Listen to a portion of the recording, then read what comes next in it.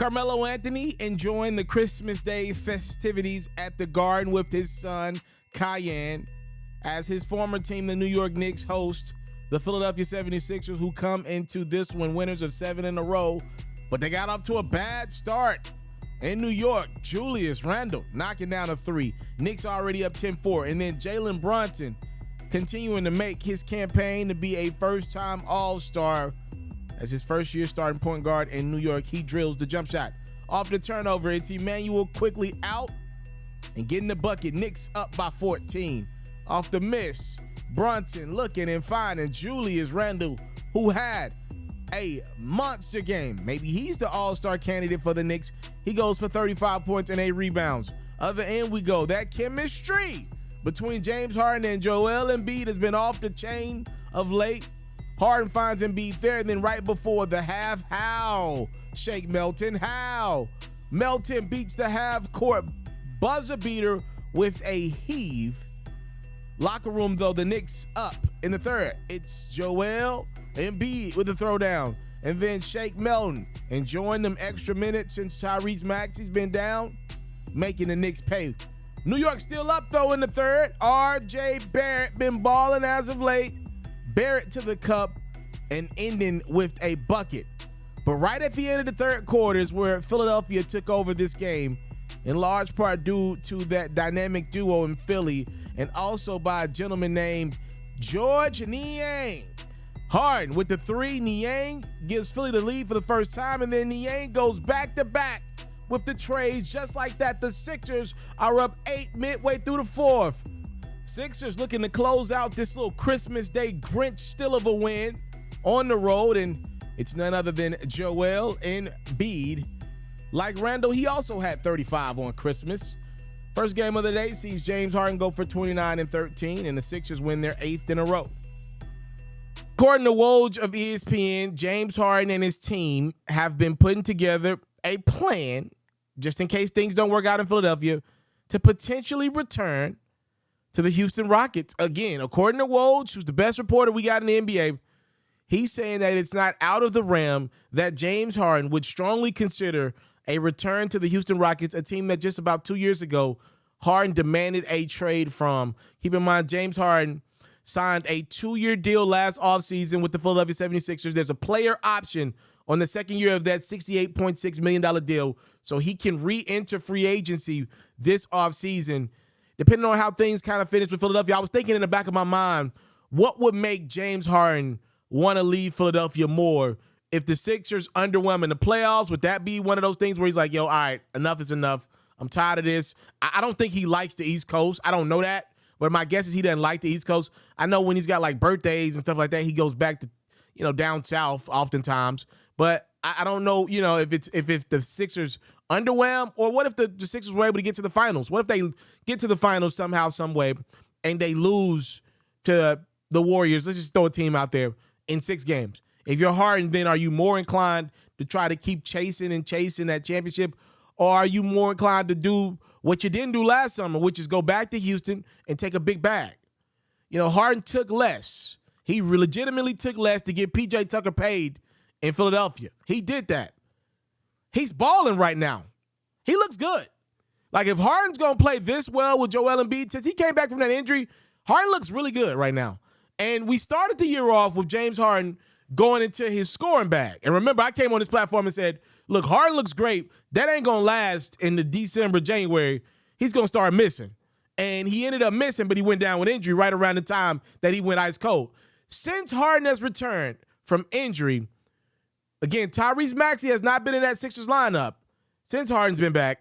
Harden has been in a phenomenal facilitator role. Him and Joel Embiid look really good together. This is the best they've looked together thus far right now. Sixers on a winning streak. It's not a surprise that Harden and Embiid are clicking.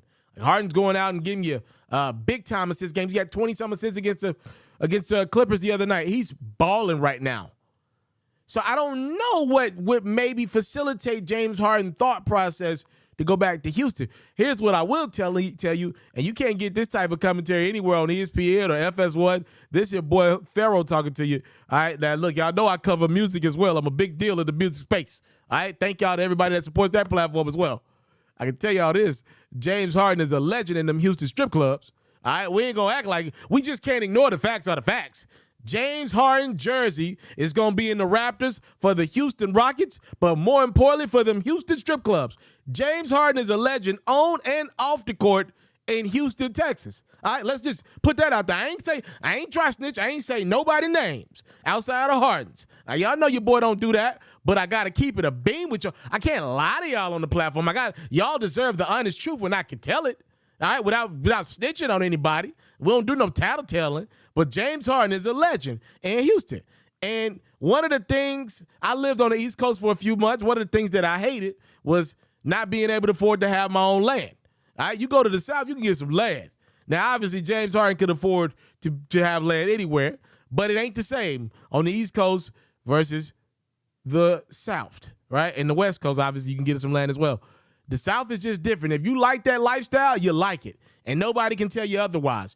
If James really wants to go back to Houston and just remove any expectations, because that's what it would be.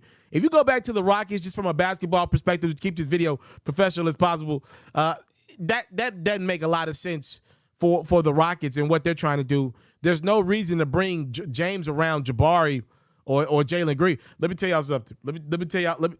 Trust your boy. This is no disrespect to James Harden. Jalen Green don't need James Harden around him right now, as he's learning himself in the league. That's you can take my word for this. I don't think that would be the greatest thing for Jalen Green off the court to have Harden around him. Not y'all. Yeah, I don't think the Rockets need that around them right now from a basketball perspective. To be honest with you, James has been through where the Rockets are at right now. He knows how this game goes. He was like one of the last pieces in Oklahoma City. Remember, they were coming over from Seattle. They went Kevin Durant, they went Russell Westbrook, and then they went James Harden, if I'm not mistaken, back-to-back years. So James been a part of this. He was one of the last pieces. The Rockets probably are looking for maybe one or two pieces in the draft. You go get a guy like Harden, I don't know if that team would be any good, but they're definitely not going to be worse. Harden in his sleep could beat a few of them teams out east by himself. So you put him next to Jalen Green and Jabari Smith, they would be better. You know, Kevin Porter, them dudes got some scores. They wouldn't be great, but they would be competitive in the regular season, which if you're a Rockets fan, I got to ask you guys, maybe y'all want that. I wouldn't. With guys like Victor Wembanyama coming out, I know that's this year, but I'm just saying, like, you talking about top-tier prospects coming out to pair next to your future and Green and Jabari. I don't want a guy that already left me once. Maybe in a few years, maybe I'll do that in like 3-4 years down the line when Harden's like on the last end of his career, unless he thinks the last is now. I'm just throwing out options. I'm just giving everybody their side of the debate so they can have it in my comment section. Please do. I don't know what Houston would gain from this right now. I don't understand it from their perspective. I know why James want to go back to Houston. You ain't got to tell me. I know why he tried to get back to Houston. From a basketball perspective, though, to me, if James left Philadelphia with everything the Sixers have done to obtain him, after the Brooklyn Nets went through a lot to obtain him, if he were to go back down south to the Rockets or any other team that's not really good right now, to me it would be saying, I'm done chasing championships. I want to just have fun on and off the court. That's what it would be. And when I say have fun, I mean going and getting buckets. I'm not talking about winning games.